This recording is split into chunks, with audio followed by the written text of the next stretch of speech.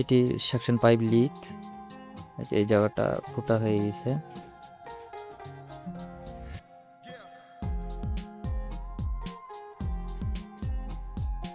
কন্ডেন্সারেও কালি ছেড়ে দিয়েছে।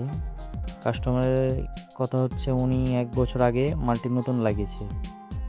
দেখুন 1 বছর আগে মাল্টি নতুন লাগিয়েছে, রাবার দিয়ে আঠা দিয়ে এটাকে সেট করেছে। এটাও ভাঙা, আপনারা দেখতে পাচ্ছেন এটাও ভাঙা।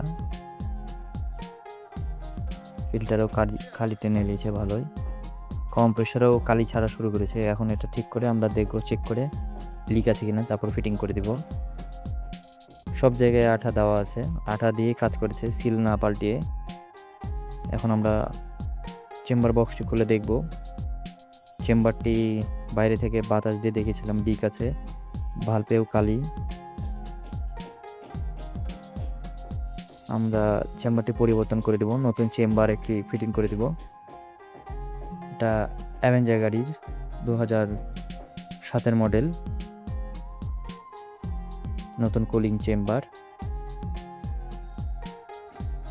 চেম্বারটি বক্সে ইনস্টল করে আমরা প্রেসার দিয়ে দেখে গাড়িতে গ্যাস রিফিল করে দেব।